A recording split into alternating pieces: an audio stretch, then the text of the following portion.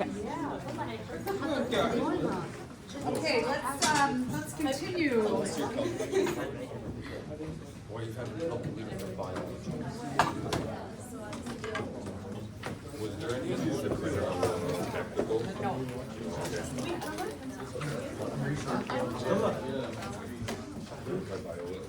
We're picking up where we left off. There's a few practice problems. So do this problem.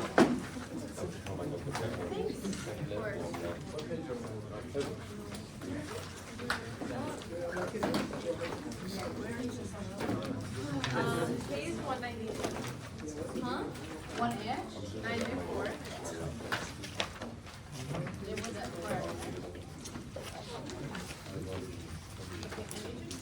I feel like you lied. I lied? No, it's right. Oh, we are. She said You just draw this.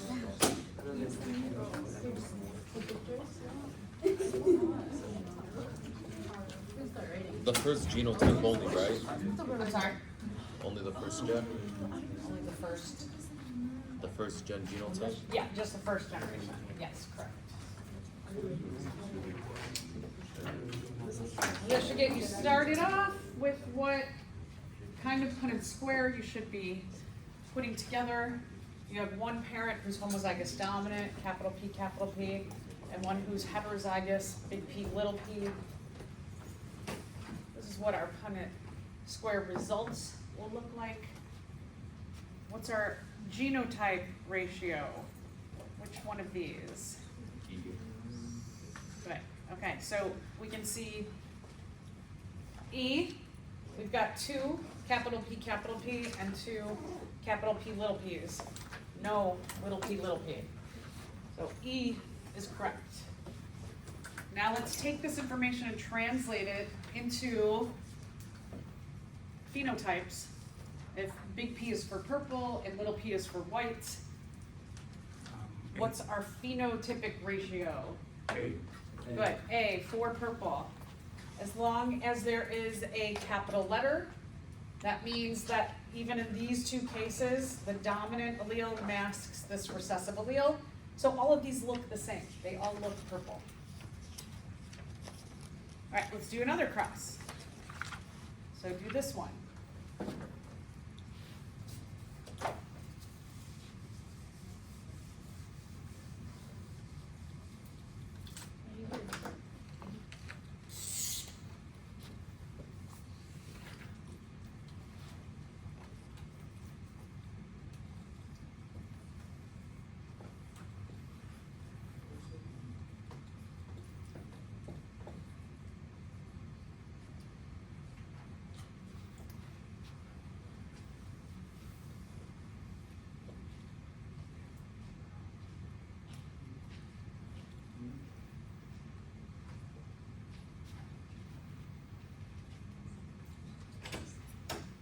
Your Punnett square should look like this. So what is our genotypic ratio then? Good. 2 big P, little p. 2 little p.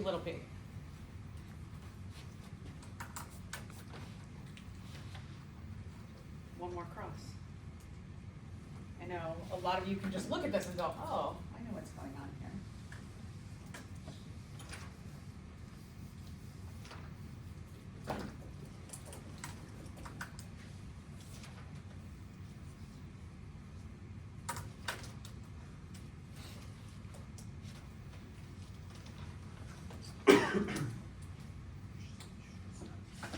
Can this mating pair have any offspring that have a dominant allele?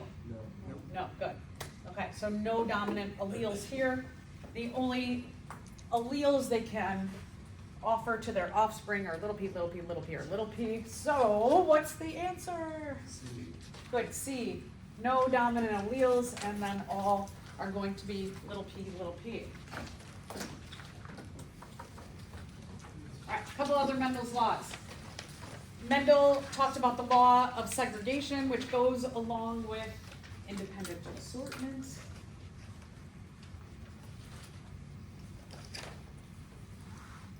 No. So this one, excuse me.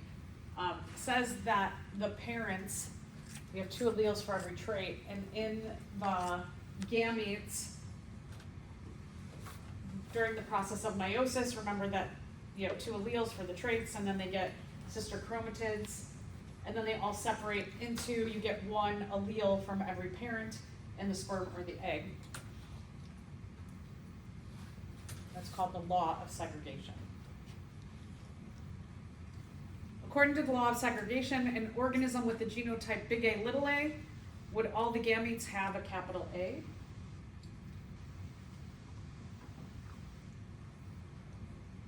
No. All the gametes will have a little a? No. Half the gametes will have a capital A and half will have a little a? Yeah. Sounds pretty good. 3/4 of the gametes will have a capital A and 1/4 will have a little a? No, this will separate, right? And then 1/4 of the gametes will have a capital A and 3/4 will have a little a. No, you can only give, in their gametes they'll have a big A or a little a, so half and half. So that makes C correct. All right, another one of Mendel's laws was the law of probability.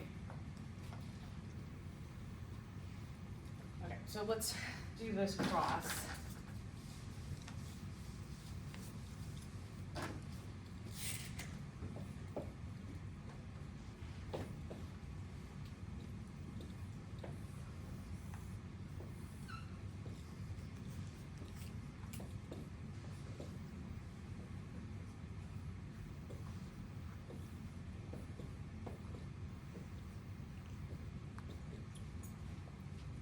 So in taking a look at this cross, what our genotypic ratio then is 1.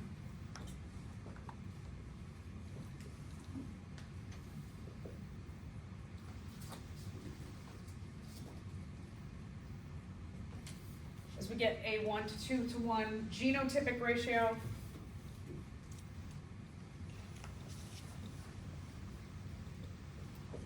these are the possible genes that can be passed on to offspring. So the phenotypic ratio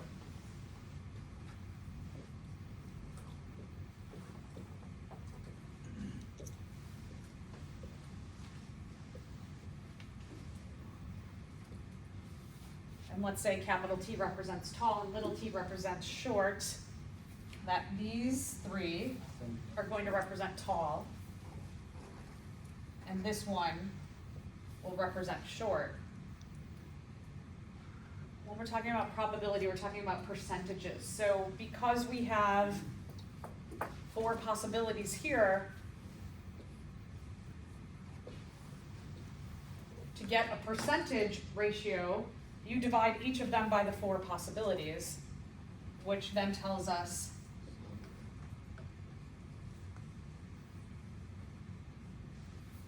that 3/4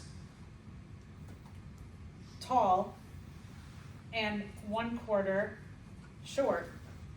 Now, what that means is that when we're talking about the law of probability, it doesn't mean that when they have offspring, so a couple things. 1, doesn't mean that they will always have 4 offspring.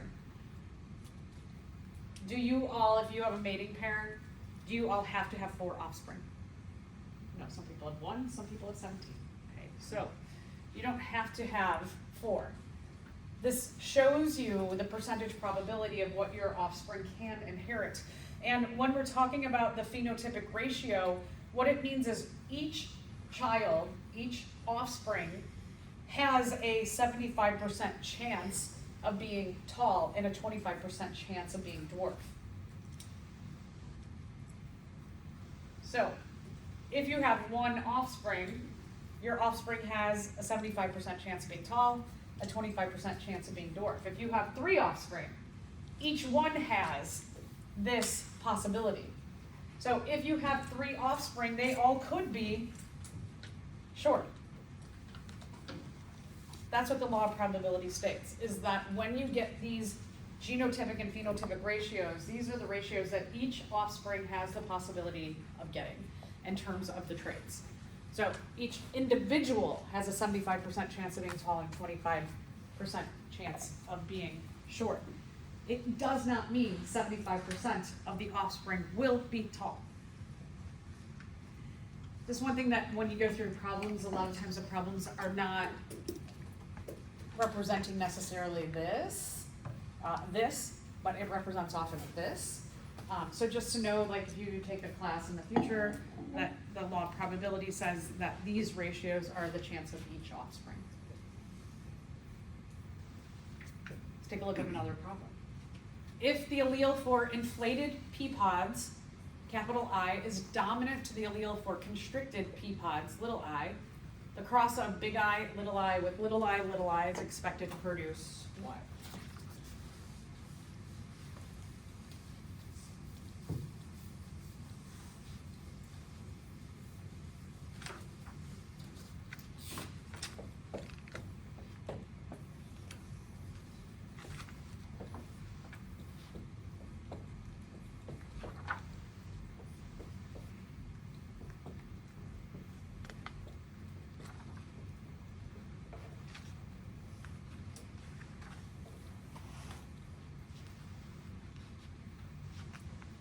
Are they all going to have inflated pea pods? Are they all going to have constricted pea pods? Are they going to be half inflated and half constricted? Yep. That looks good, right? Okay. And not 3/4 and not 3/4. So we get half and half.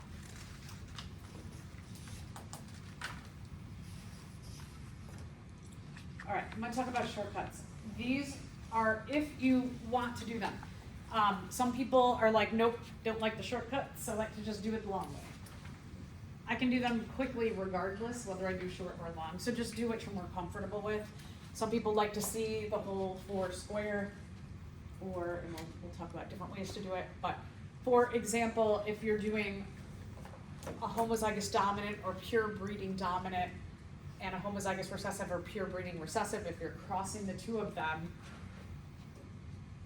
your gametes are going to be capital T or capital T, and your gametes are going to be little t or little t. So you could do a 2x2 . You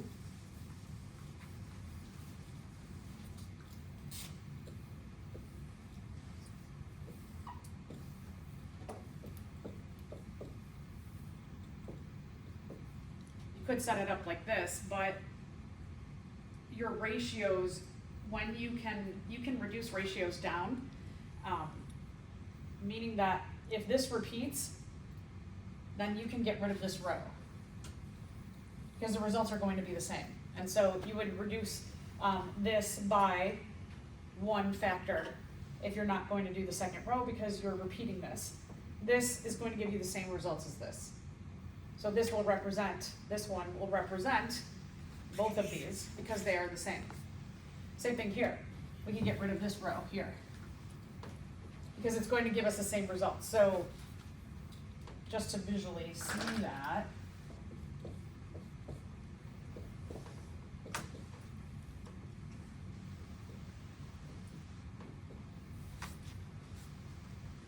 is that this row and this row are the same, right? Big T, little t, big T, little t. And then here, big T, little t, big T, little t. So you can really get rid of all of these. And this will give you the same representation as doing the 4 square. So if you want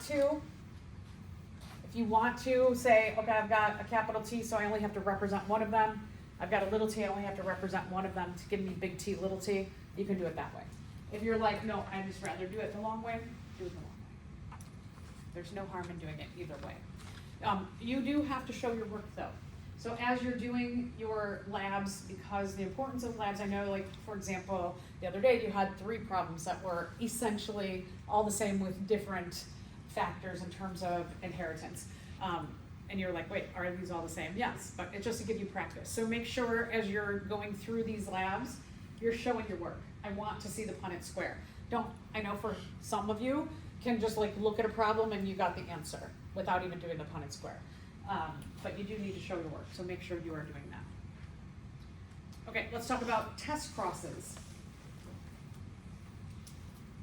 A test cross is when you get information about how do the parents look and how the offspring look, but you don't have genotypes. So we're kind of working backward.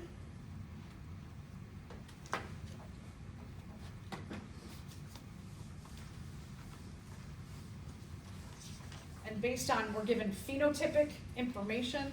What do they look like? What do the parents look like? What does the offspring look like? We're trying to figure out the genotypes of the parents and the offspring.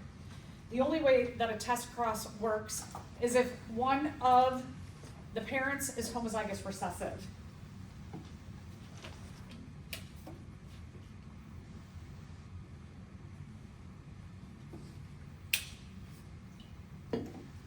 One of the parents will show the recessive trait. They will express the recessive trait.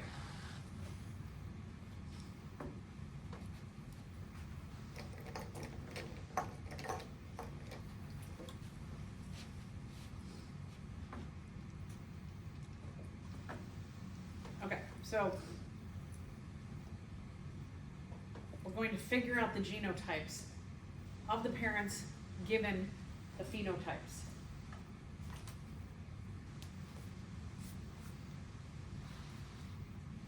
One of the parents is always going to be homozygous recessive when we're talking about a test cross.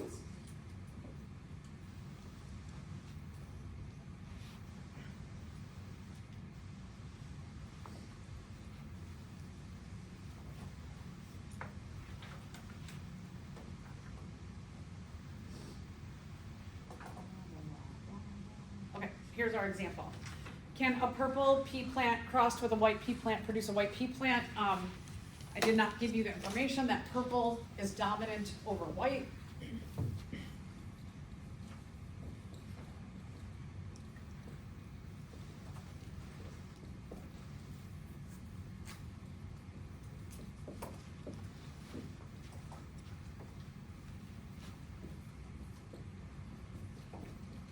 So here, one of our parents is homozygous recessive. So what color is this parent going to be? Good. This parent is purple, but purple could be represented by big P, or big P, little p.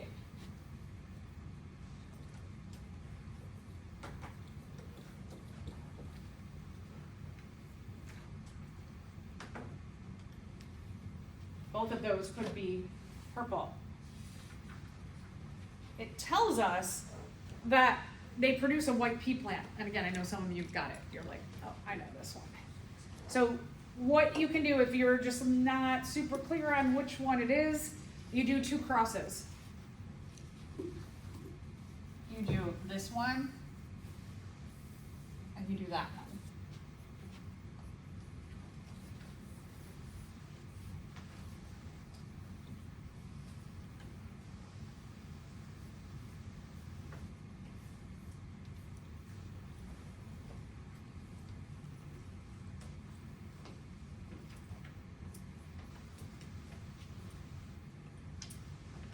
This homozygous dominant parent, can they have white offspring with that mating pair? No, right? Let's just, for the sake of showing the work,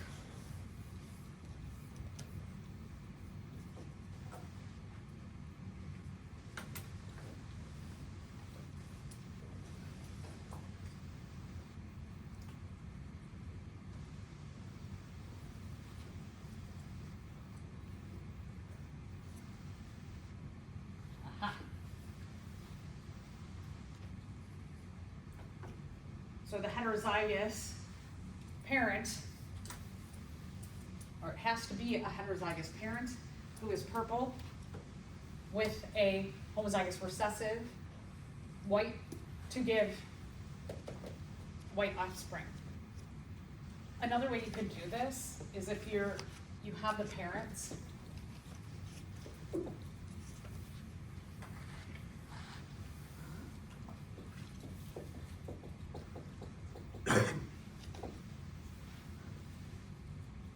so our offspring, it says our offspring is white, and if white is recessive,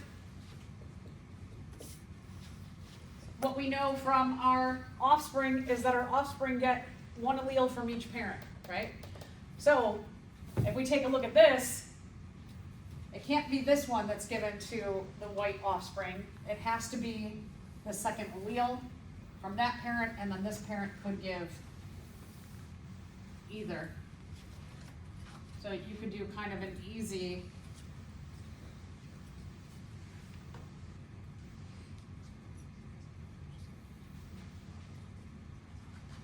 way of doing that would just be show the parents and offspring,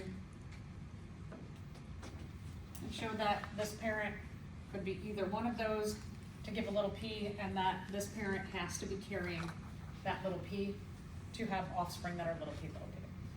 So there's kind of two ways to look at this. I usually like to just do it like that. But I like to show you all different manners, because sometimes, like math, we like to do things one way and you're more comfortable, or something just makes more sense or clicks. So I like to show them both. Okay, so purple, sorry. The purple parent has to be the B or B2, big P, little p. They have to be the big P, little p. And so here you can see that if the parent is homozygous dominant, all the offspring will be big P, little p. That's this one here, this Punnett square. If the parent is, the purple parent is heterozygous, they can have half, their offspring will have a 50% chance of being heterozygous purple and a 50% chance of being homozygous recessive white. All right, let's do one more practice problem for monohybrid crosses. Assume that long eyelashes are dominant to short eyelashes. A person with long eyelashes mates with a person with short eyelashes. The pair have two offspring with long eyelashes and one offspring with short eyelashes. What is the genotype of the parent with long eyelashes?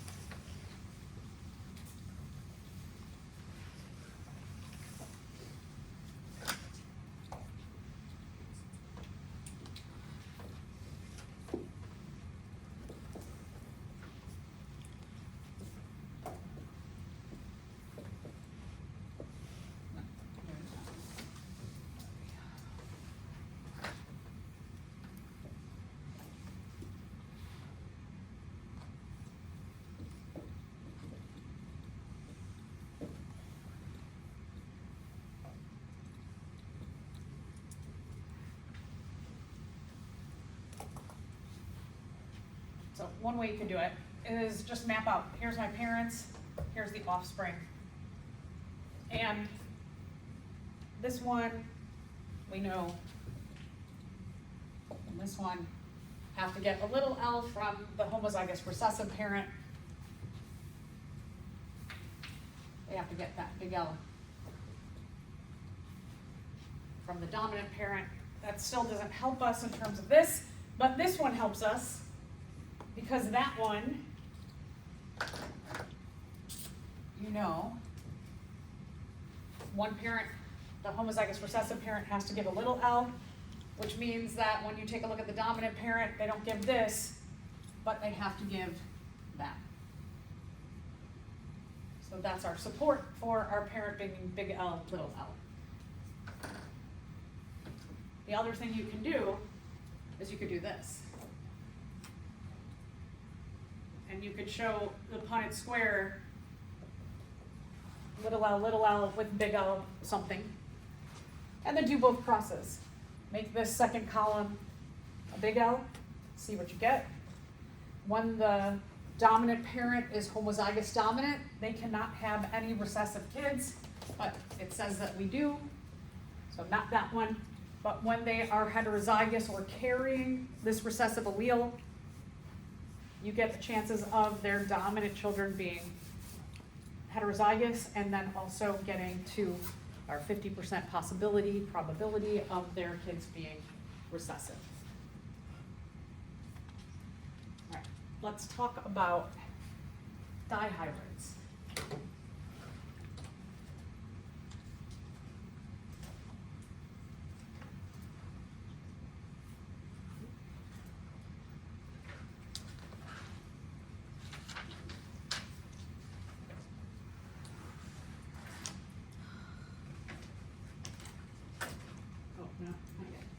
you one more problem with the monohybrid. So what is the ratio of phenotypes in the offspring produced when a flower with the genotype of big P little p self-fertilizes? So you're going to cross a big P little p with a big P little p. Let's see what you get.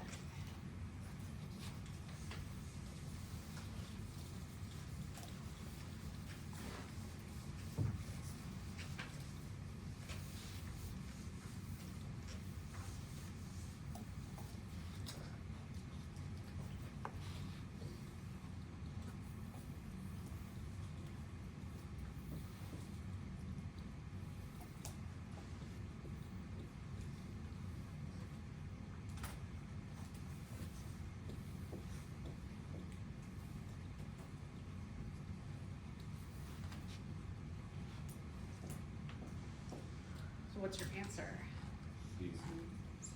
Good.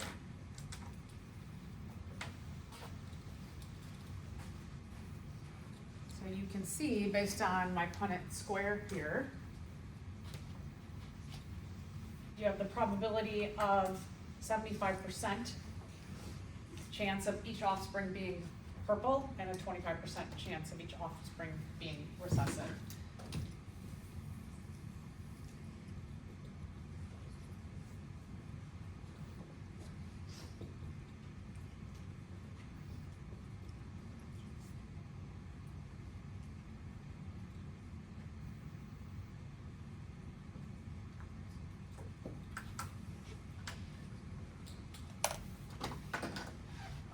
Now, we're going to do what are called dihybrids.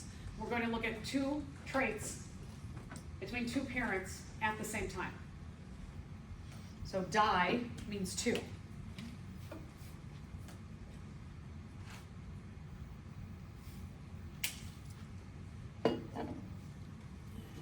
We're going to look at the trait for height, where tall is dominant over dwarf. And then we're also going to look at flower color, where red flowers are dominant over white flowers. So to make it simple, just like Mendel did, we're going to take two pure breeding or true breeding individuals. So they're going to be, one is going to be dominant, both alleles for both traits dominant, and the other one's going to be recessive, both alleles for both traits recessive. So we're going to use big T, big R, little t, little r, little r. When you start doing things, these, I want you to remember, there's two alleles for every trait. There's two alleles for every trait. There's two alleles for every trait. So that when you take a look at this, you have two T's for height and two R's for flower color. Two T's for height, two for flower color. You always keep your alleles together. Keep your T's together, and then keep your R's together. Regardless of whether you have like big T, little t, or two little t's, the t's go first. T's always go first in the first two slots, and the R's go second in the second two slots. It's always going to be that way when you do the dihybrids. That way, all of the parents are the same way. You've got the traits all in the same order. All right, so how do you get your gametes now? Because before it was just like, okay, this one is big T or big T, big R or big R, but we have to keep our gametes together. Our gametes are going to have one for height and one for flower color each. So how we get that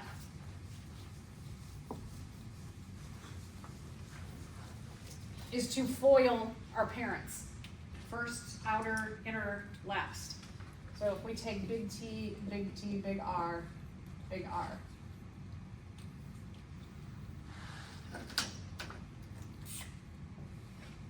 You're going to take the first T and the first R.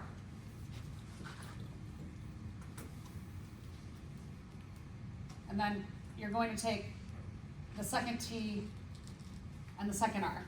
These are the first T, first R, the inner T and the inner R. So first, inner, the outers,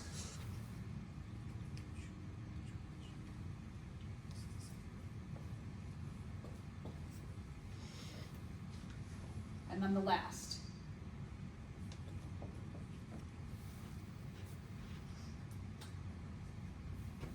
So it's always going to be firsts, inners, outers, and then the last two of each of the alleles. That will give you all the possible combinations of T's and R's this parent can pass on in their gametes to their offspring. Gonna be kind of the same thing, right, with the little t, little r's, but they're gonna be little t, little r's. So first t, first r, the inner t and inner r, the outer t and the outer r, and then the last t and the last r.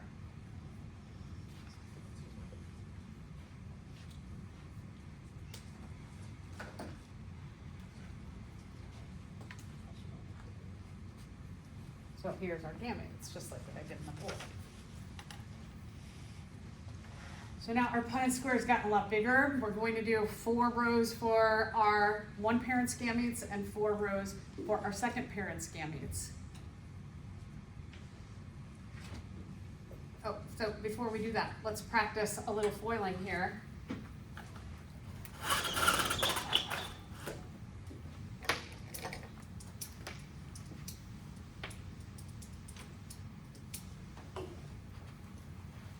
Remember that when you're looking at these, you're doing first S and Y, the inner S and the inner Y, the outer S and the outer Y, and then the last S and the last Y. What's the last one? Okay, so that's your foil for someone who is heterozygous for 2 traits. Big S, little s, big Y, little y.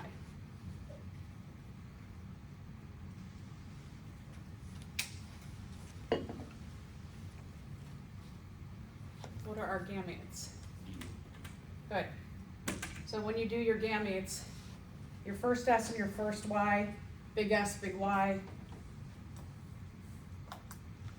your, well, the inner, little s, big Y, your outers, big S, big Y, and your last, little s, little y. So we get 4 different possibilities of gametes with someone who is heterozygous for 2 traits. Let's go back to these 2 parents, our 2 true breeding parents for 2 traits. So our Punnett square is going to be a 4 by 4.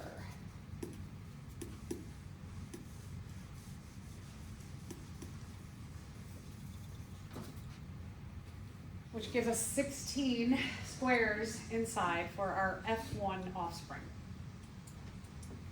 4 on the top, 4 on the side, to give us 16 squares inside. Okay, so put our parents down. I'm going to give you some tips about doing this.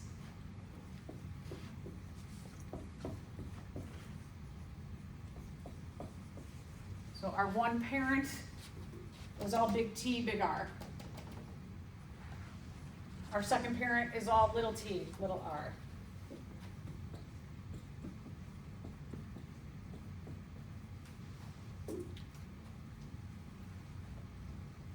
So I always like to, as I said before, the T's go together, the R's go together.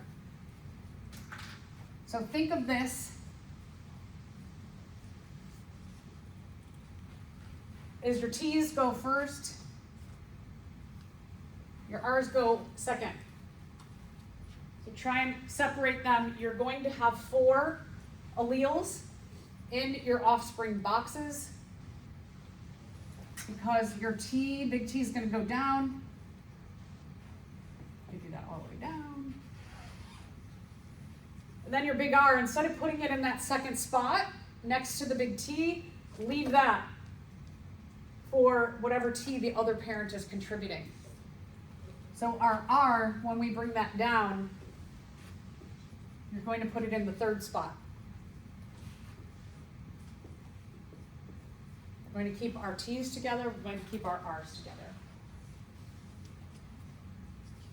So like this one across, put our little t in, and our little r in. Now, let's say that I'm just gonna go across first with all of my recessive alleles. What I always like to do, I know we mentioned this last week, is that when you have a recessive allele, stick it into the second spot for the genotype in case a capital comes along. Our brains just do better.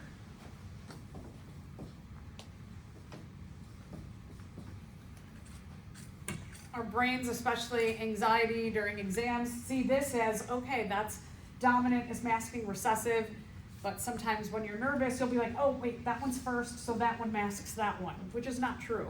This one is still going to mask that one, regardless of what spot it's in. So just to help you ease that anxiety, what I like to do here, put my T in the second spot, put my R in the second spot.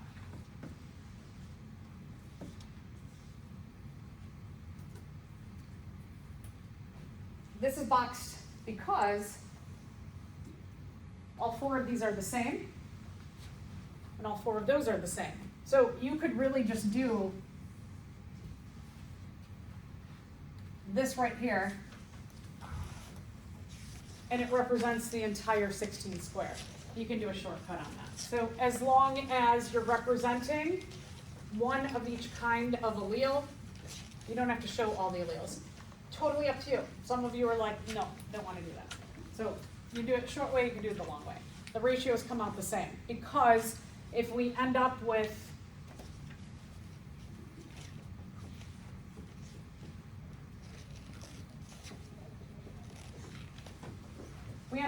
one big T, little t, big R, small r. When we have 16, we divide that by the 16 possibilities. 16 by 16, 16 divided by 16 gives us 1 when we reduce it down. So the shortcut represents the same ratio possibility of the offspring as doing it the long way. This would be 100%, and so would this. So they are the same. So let's fill the rest of this in.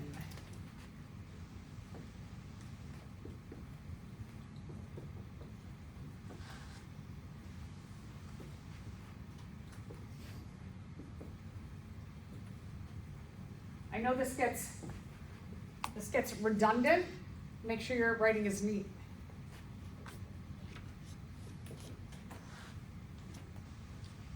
So that you're not confusing a capital with a small letter. We're going to bring the capital T, capital R down.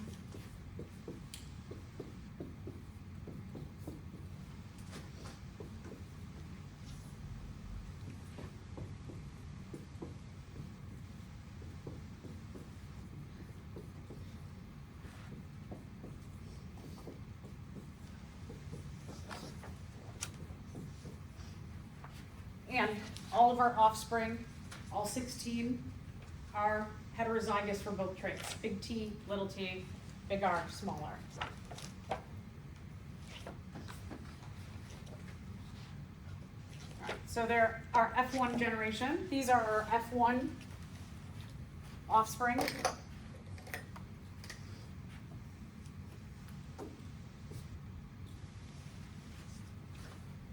All of those in the squares are your F1 offspring. Remember, this is P generation parent, P generation parent. They're all capital T, capital R, small r, which translates into the phenotype. They're all tall, red flowers. Now, we're going to take 2 of these and we're going to cross them. They're taking any 2. And you're going to cross them. Here's where things get a bit more complicated in terms of the Punnett square. And I talked about shortcut. Okay. So let's cross 2 of the F1 generation. First thing you want to do is FOIL, big T, little t, big R, small r, to get your gametes.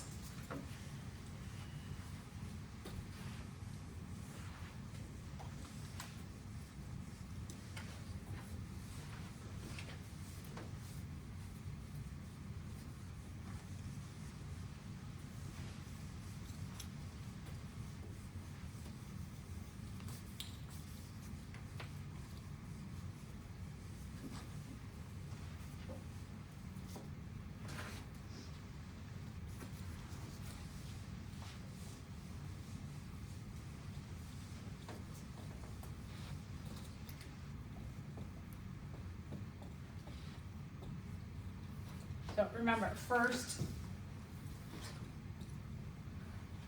big T, big R, inner, little t, big R, outers, no. First, inner, yeah, outers. Sorry, outers is, this is outer. And then our last. Okay. First inner is outers is last. Alright, so now we're going to our 4 different alleles, stick them on a 16 square Punnett square. Okay, so now, remember, when you're taking this big T, big R, and you're going down, I do a big T, I leave a space, I do a big R, I leave a space.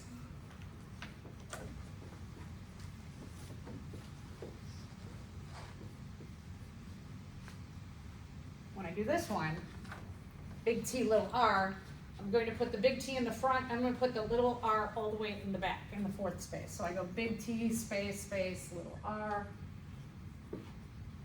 big T, space, space, little r, big T, space, space, little r, big T, space, space, little r. For our little t, little r, I'm going to leave a space for a capital T in case, and I'm going to put that capital R in that 3rd spot. So space, little t, big R, space, little t, big R, space, little t, big R.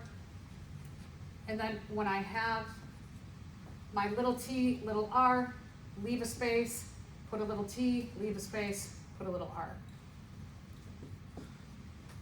Space, little t, space, little r, space, little t, space, little r, space, little t, space, little r. All right, now I'm going to put these, I'm going to fill these in. Again, keeping my t's together and my r's together. So when I have big T, big R, it goes in the 2nd spot, and in the 4th spot, 2nd spot, 3rd spot, 1st spot, 4th spot, 1st spot, 3rd spot. Keep your t's together, keeps your r's together.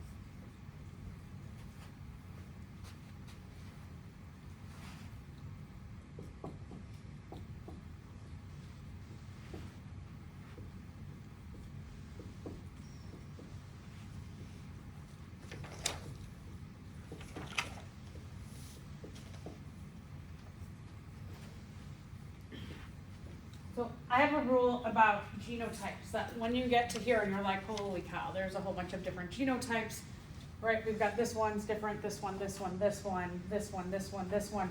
That's a lot of genotypes to take care of, who cares? What we really want to know is what are the offspring percent chances going to look like? So we have 4 different phenotypes that the offspring can be. They can be the 2 dominant, tall and red. They can be the first dominant with the recessive, tall white. They can be the recessive for the first trait and dominant for the second trait, and then they can be both recessives. So that's what we're going to take notes on. So what I like to do is I like to go through each one of these one by one. I like to cross them off. As I tally them at the bottom, I'm going to cross off a box. So like this one here, what is this going to look like? Good. Tall red. Cross it off, I put a tally for tall red. What's this one going to look like? Tall red. Good. Tall red. This one. Tall red. This one. Tall red. Tall red. Okay.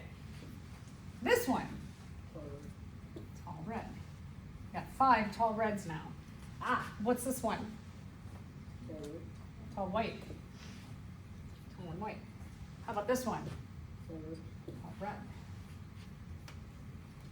This one? Tall white. This one? Good, tall red. This one is tall red.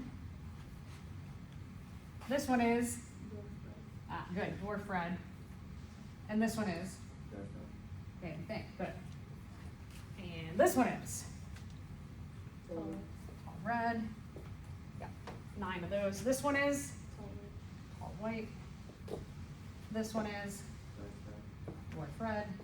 And this one is dwarf white. Good. Cross it off. So that way, I know I've counted all my boxes. I'm going to end up with 16 down here. When I add these up, I get 9 tall reds. I get 3 tall whites. I get 3 short or dwarf reds and 1 short dwarf white. So 9 plus 3 is 12, 15, 16. Okay, I counted all 16 squares. When you have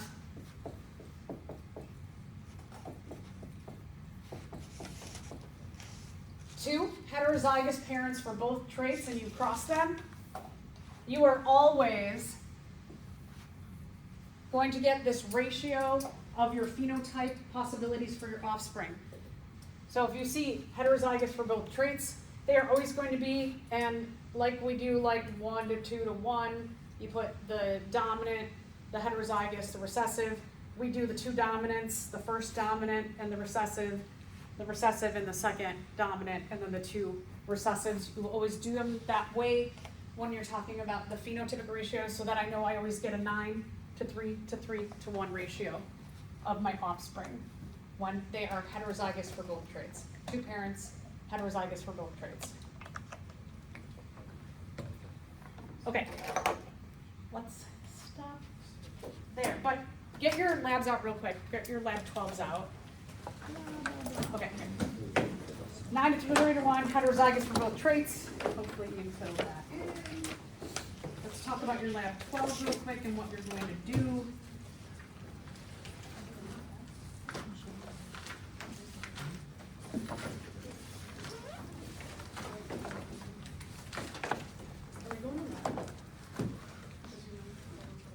We can just stay in here and work for a few minutes while I move, and you have to get up and do something in like 20 minutes. I just want you to practice like a couple of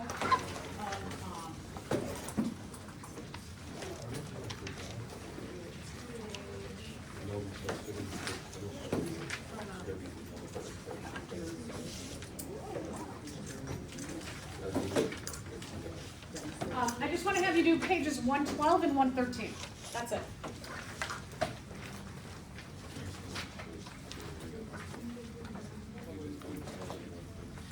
Let's talk about page 112. If you all can turn to page 112.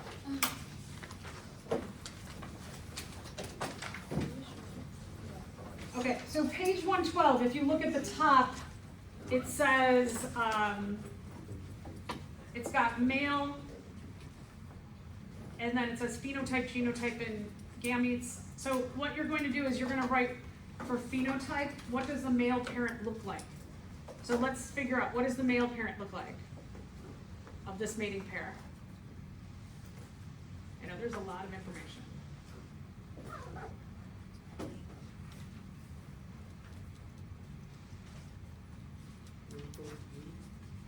What do they look like?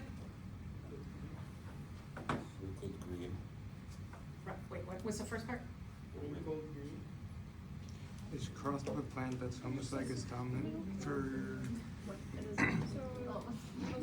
Oh, wrinkled. I was like, what was the first word? Wrinkled. Okay.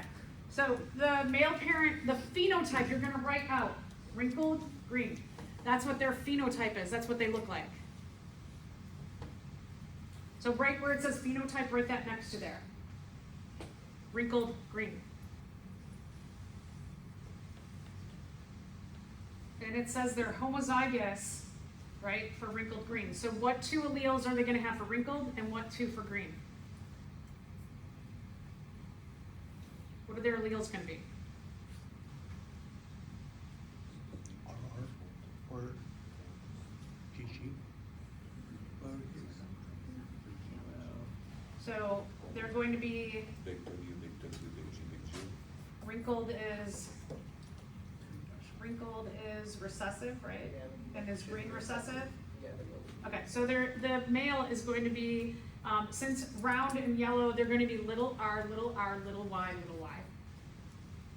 Little r, little r, little y is their genotype. Right? Yeah? Everyone agree? Okay, little r, little y, little y. When you foil little r, little y, what are all the gametes going to be?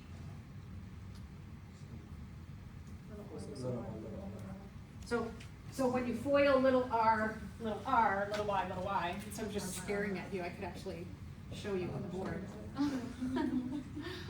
Little r, little y. Right, they're all gonna be. So you're gonna write down their four possible gametes, which are all gonna be little r, little y, little r, little y, little r, little y. So that's for the little r, little y. That's their gametes. But I'm saying the one on top is for the male? Yeah, this is the male, who is wrinkled and green. But we're using R's and Y's because the dominant mother, she is round and yellow. So the mom's phenotype is round yellow. You're going to write next to phenotype, round yellow. And her genotype is big R, big Y, big Y.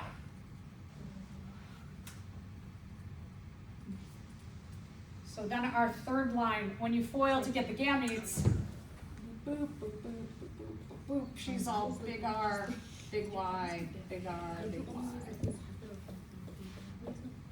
So her gametes are all big R, big Y.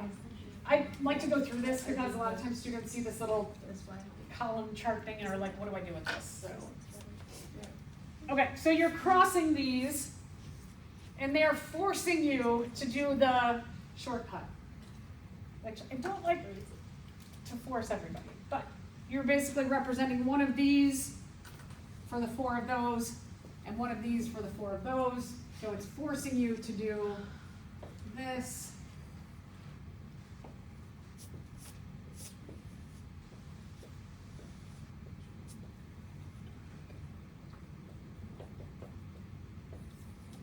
So that all your F1s, if you did the 16 square, it'd be 16.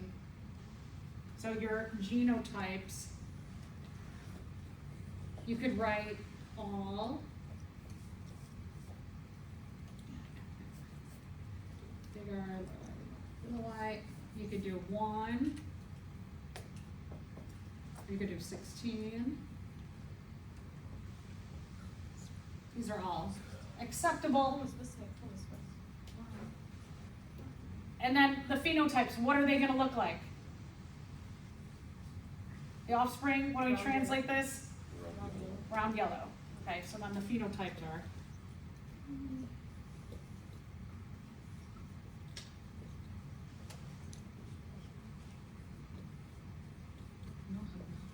And again, you could do all 16 or 1 round yellow. Okay, then you're gonna cross 2 of these. And that's what you're doing to get these are for the F2 generation. To find the F2 generation, you're going to cross 2 heterozygous parents. So foil,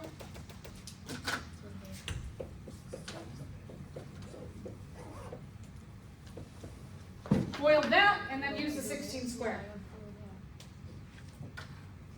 So now you can finish that page and then do the next page.